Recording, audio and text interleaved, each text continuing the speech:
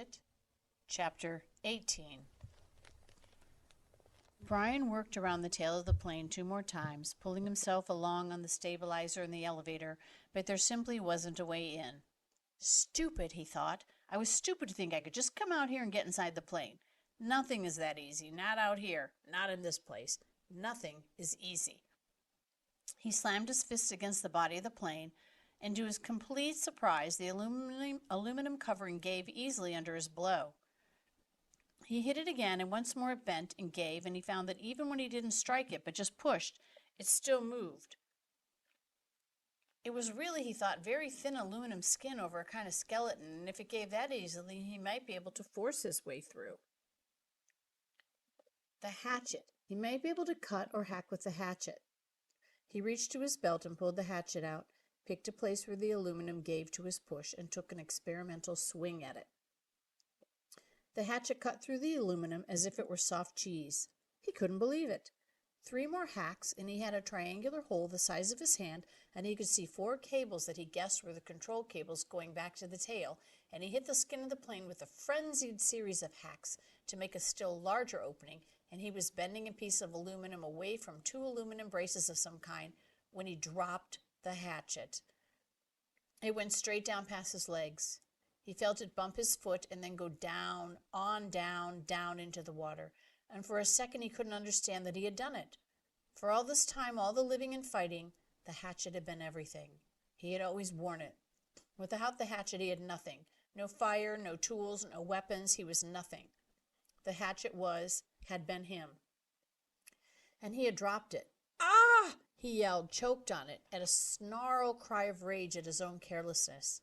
The hole in the plane was still too small to use for anything, and now he didn't have a tool. That was the kind of thing I would have done before, he said, to the lake, to the sky, to the trees. When I came here, I would have done that. Not now, not now.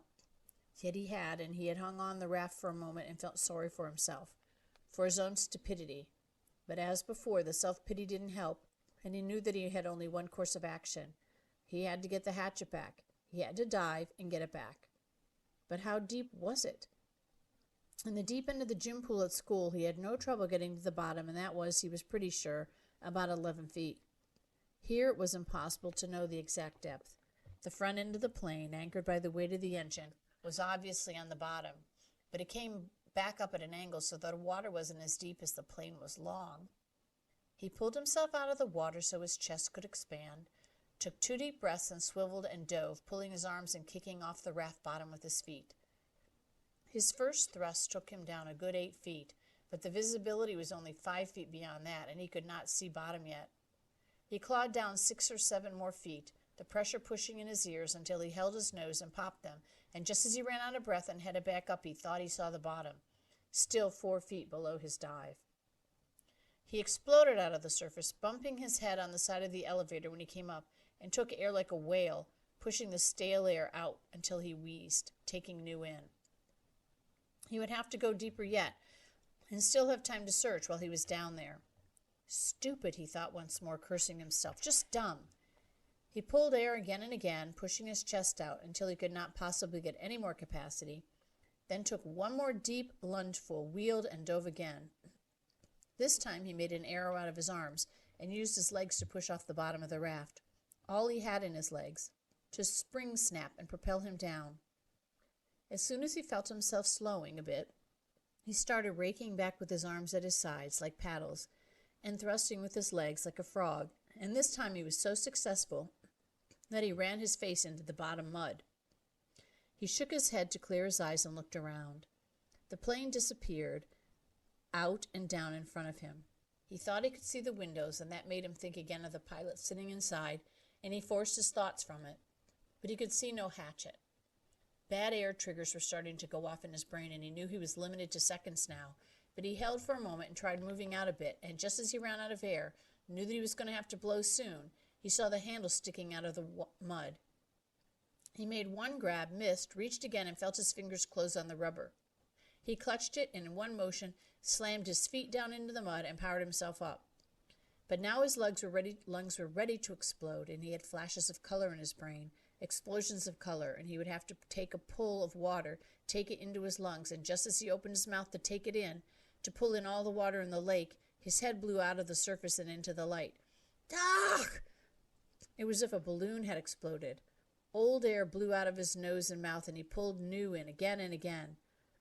He reached for the sides of the raft and hung there, just breathing, until he could think once more, the hatchet clutched and shining in his right hand. All right, the plane. Still the plane. He went back to the hole in the fuselage and began to chop and cut again, peeling the aluminum skin off in pieces. It was slow going because he was careful, very careful with the hatchet. But he hacked and pulled until he had opened a hole large enough to pull his head in and shoulders in and look down into the water. It was very dark inside the fuselage, and he could see nothing. Certainly no sign of the survival pack. There were some small pieces and bits of paper floating on the surface inside the plane. Dirt from the floor of the plane that had floated up, but nothing substantial. Well, he thought, did you expect it to be easy? So easy that way? Just open her up and get the pack, right? He would have to open it more, much more, so he could poke down inside and see what he could find. The survival pack had been a zippered nylon bag, or perhaps canvas of some kind, and he thought it had been red, or was it gray? Well, that didn't matter. It must have been moved when the plane crashed, and it might be jammed down under something else. He started chopping again, cutting the aluminum away in small triangles, putting each one on the raft as he chopped. He could never throw anything away again, he thought, because they might be useful later. Bits of metal, fish arrowheads or lures maybe. And when he finally finished again, he had cleared away the whole side and top of the fuselage that stuck out of the water, had cut down into the water as far as he could reach, and had a hole almost as big as he was, except that it was crossed and crisscrossed with aluminum, or it might be steel. He couldn't tell. Braces and formers and cables. It was an awful tangled mess, but after chopping some braces away, there was room for him to wiggle through and get inside. He held back for a moment, uncomfortable with the thought of getting inside the plane. What if the tail settled back to the bottom and he got caught and couldn't get out? It was a horrible thought. But then he reconsidered. The thing had been up now for 2 days, plus a bit, and he had been hammering and climbing on it and hadn't gone back down. It seemed pretty solid. He eeled in through the cables and formers, wiggling and pulling until he was inside the tail with his head clear of the surface of the water and his legs down on the angled floor. When he was ready, he took a deep breath and pushed down along the floor with his legs, feeling for some kind of fabric or cloth, anything, with his bare feet. He touched nothing but the floor plates. Up, a new breath. Then he reached down to formers underwater and pulled himself beneath the water, his legs pushing down and down, almost to the backs of the front seats, and finally, on the left side of the plane, he thought he felt his foot hit cloth or canvas. Up for more air, deep breathing, then one more grab at the formers, and pushing as hard as he could, he jammed his feet down, and he hit it again, definitely canvas or heavy nylon, and this time when he pushed his foot, he thought he felt something inside it, something hard. It had to be the bag. Driven forward by the crash, it was jammed into the backs of the seats and caught on something. He tried to reach for it and pull, but didn't have the air left and went up for more. Lungs filled in great gulps. He shot down again, pulling on the formers until he was almost there. Then, wheeling down head first, he grabbed at the cloth. It was the survival bag. He pulled and tore at it to loosen it, and just as it broke free, and his heart leaped to feel it rise as he looked up above the bag. In the light coming through the side window, the pale green light from the water, he saw the pilot's head, only it wasn't the pilot's head any longer. The fish. He'd never really thought of it, but the fish he had been eating all this time had to eat too. They'd been at the pilot all this time, almost 2 months, nibbling and chewing, and all that remained was the not quite clean skull, and when he looked up, it wobbled loosely. Too much, too much! His mind screamed in horror, and he slammed back and was sick in the water. Sick, so that he choked on it and tried to breathe water and could have ended there. Ended with the pilot where it almost ended where they first arrived, except that his legs jerked. It was instinctive, fear more than anything else, fear of what he had seen. But they jerked and pushed, and he was headed up when they jerked, and he shot to the surface, still inside the bird cage of formers and cables. His head slammed into a bracket as he cleared, and he reached up to grab it and was free, in the air, hanging up in the tail. He hung that way for several minutes, choking and heaving and gasping for air, fighting to clear the picture of the pilot from his mind. It went slowly, but he knew it would never completely leave.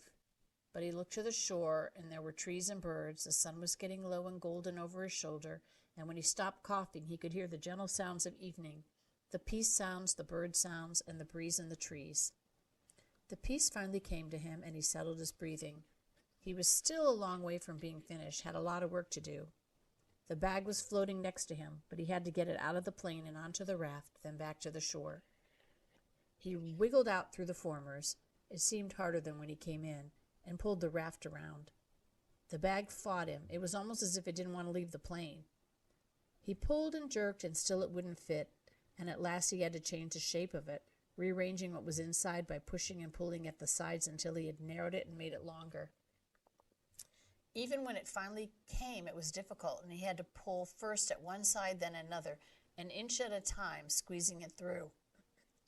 All of this took some time, and when he finally got the bag out and tied on top of the raft, it was nearly dark. He was bone-tired from working in the water all day, chilled deep, and he still had to push the raft ashore. Many times he thought he would not make it. With the added weight of the bag, which seemed to get heavier by the foot, coupled with the fact that he was getting weaker all the time, the raft seemed barely to move. He kicked and pulled and pushed, taking the shortest way straight back to shore, hanging to rest many times and surging again and again. It seemed to take forever, and when at last his feet hit bottom and he could push against the mud and slide the raft into the shore weeds to bump against the bank, he was so weak he couldn't stand, had to crawl, so tired he didn't even notice the mosquitoes that tore into him like a gray, angry cloud. He had done it. That's all he could think now. He had done it. He turned and sat on the bank with his legs in the water and pulled the bag ashore and began the long drag. He couldn't lift it. Back down the shoreline to his shelter.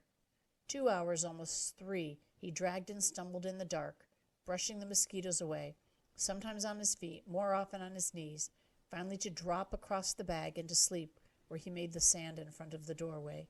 When he made the sand in front of the doorway, he had done it.